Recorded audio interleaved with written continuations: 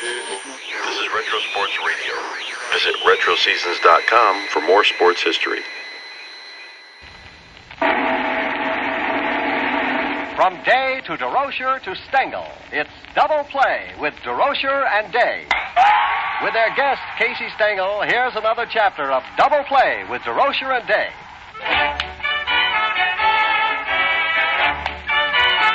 Welcome to another visit with baseball's most exciting and controversial couple, Lorraine Day and Leo Durocher, with their guest for today, Casey Stengel. Fans, we have a very touchy subject to settle here today. The rumor that Leo talks too much, made by some irresponsible people, whom we suspect to be Dodger fans, has reached Leo's sensitive ears. This hurts Leo's feelings. Now he wants to bring this issue out in the open with his guest for today, Casey Stengel. Another quiet, soft-spoken, well-mannered baseball figure. Casey, do I talk too much? Well, Leo, to tell you the truth, you talk too much, and you have the loudest voice of anybody that I ever heard that was managing on a ball field. Well, maybe Leo shouldn't have mentioned the subject at all.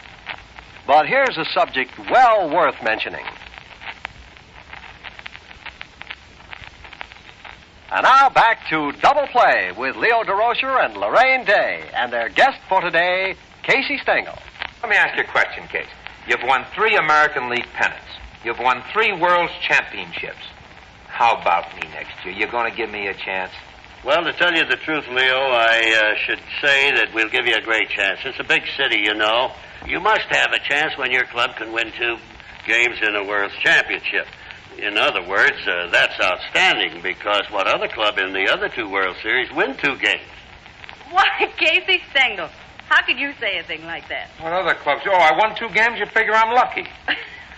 Well, no, I said that maybe the dark, you know how the days were there in the fall, and then we had a rainy day. Maybe the rainy day helped me, I don't know. You were lucky with that rainy day. Well, maybe so. Maybe Leo knows something about it. Let me tell you something.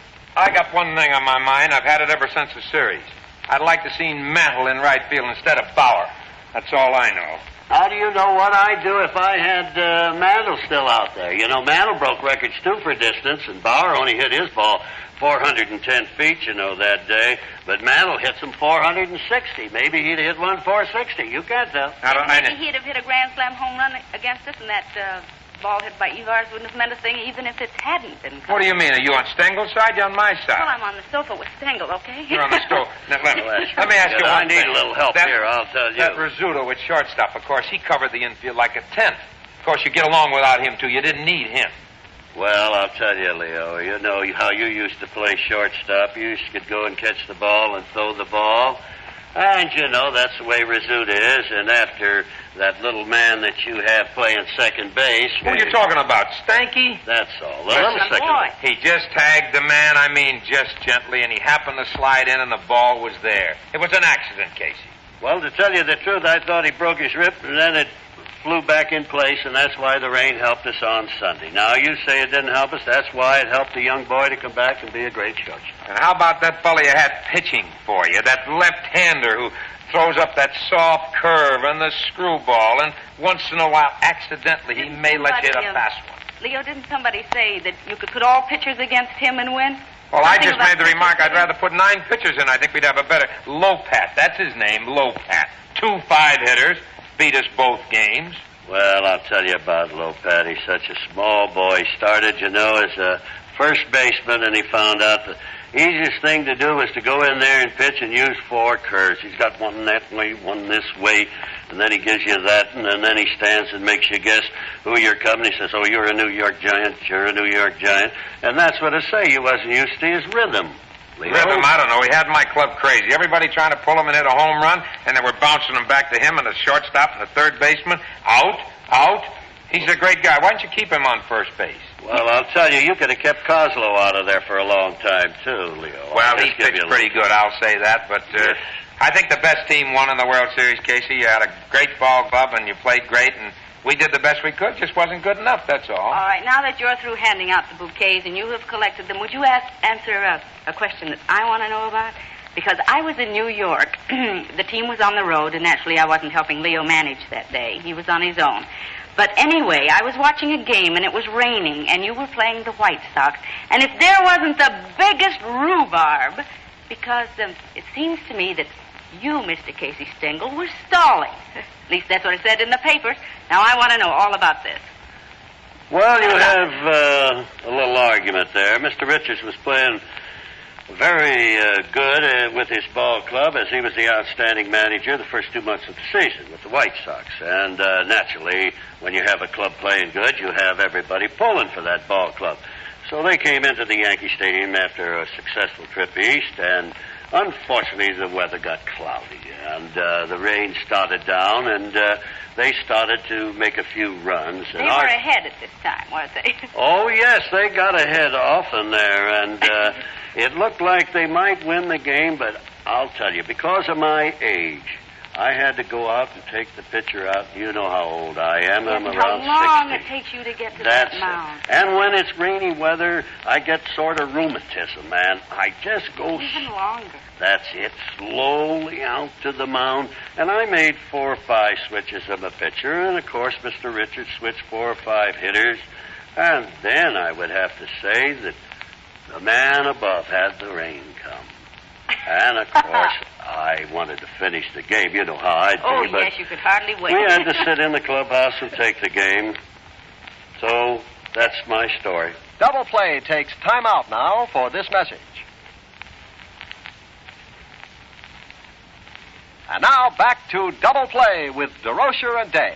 Don't you think, honestly, and aside of all this, that maybe the rules should be changed? I read so much about that they should not allow a game to be called and have to forfeit the game because of rain. That it should be postponed to the next day or the next time the clubs meet. What do you two managers think about that? Would you like...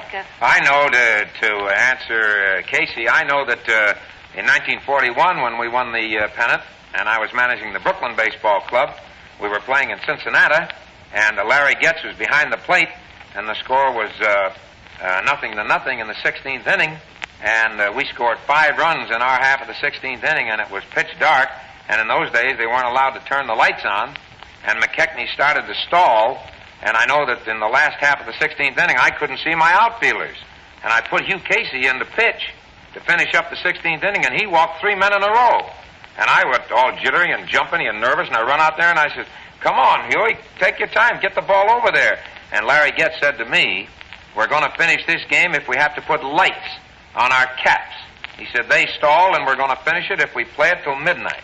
And we did finish it, and we beat them 5-1. Well, all right. Now, that rule has been changed. Now they can turn on Now the they lights. can You turn can't the lights call a on. game because of darkness. That's right. Well, don't you think that the same rule should apply to rain? Well, it could, but that's an act of God when you have a rain come down like that. And it's something that the ball clubs or ball players have nothing to do with. But darkness is an act of God, too.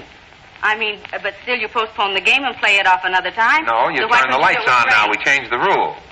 That's right. Well, so why can't you change the rule here? Why suddenly does this Well, act of I God don't think have they to, will, because then you take all the fun out of the game. I remember a few years ago, Frankie Frisch, when he was managing the Pittsburgh club, he built a fire on the bench because it got so dark. He built a bonfire, naturally. They threw him right out of the ballpark.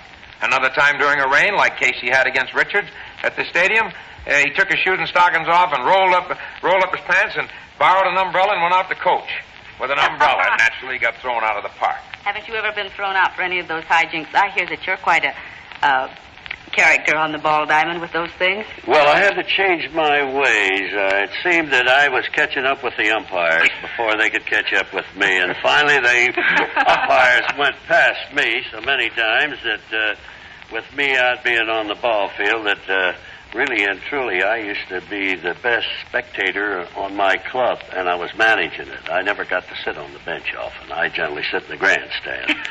And they decided that they'd prefer me to run the club from the bench, so I'm a changed man. Now you have dignity. I'll tell you another thing, Homework. Casey. You must have had a really good scouting report on my ball club in the World Series, because Well, what I don't know about how that, you pitched so well against us. What about that Dodger report? I've asked you a million times, how come if that Dodger report on the Yankees was so good, how come we didn't beat them? Very good. Thank you very much. Leon, There was, over with just you. a minute. There was nothing wrong with the report. Andy High gave us a great report. It was thorough, and, Didn't you read it? we read it in frontwards and backwards. Didn't believe it. Well, we believed it, but we just couldn't get the ball in the right place, and after all, as Casey told you, he has it on his necktie here, Yankees. And it was one of those things, and maybe we got the ball low and it should have been high. But I don't know what it was. They just defeated us, but we did have a good report on it. And I know Casey, he must have had a better one on our club. Tell me, Casey, did your scouts scout our club or did they scout the Dodgers? Well, to be honest with you, Lorraine, we scouted the Dodgers. Because they had such a good lead, we didn't look for the New York Giants to win the pennant. I know I saw in the program, in the World Series program, it said Yogi Berra, this is his third time playing against the Dodgers in a World Series, and here we were in it. Did I hear you right? You scouted the Dodgers and not the Giants? That's true. Well, what happened? I mean, you didn't think we had a chance? Well, of course, the last week then we started following your club, Leo. Naturally, we figured that you'd gone a long ways for 2 months and a quarter, and we thought you was going to blow the kite, but you didn't. And after you made your last appearance and win, then we really got serious. We had to wait 3 days in the playoff and then get down to business. Well, now, let me tell you something, Case. We snuck in there a little bit, didn't we? We sort of fooled you, huh? Hey, fellas. Well, yeah. I know. It's one of those things, Yeah. Case, but... Leo, we it's did. time to... Just because Yeah. Magley didn't win... Well, now. You didn't think that he... You Fellas, don't think he's a listen. good pitcher, How about huh? Reynolds? Oh, what? Reynolds? I'll never be able to break this up. This is the way they keep in training for those umpires. Anyway, it's time for us to say goodbye now. And don't forget to continue writing to me. Tell me about the questions you'd like me to ask. That is, if anyone on this Hot Stove League session will listen for a couple of minutes. So long. See you next week, same time, same station.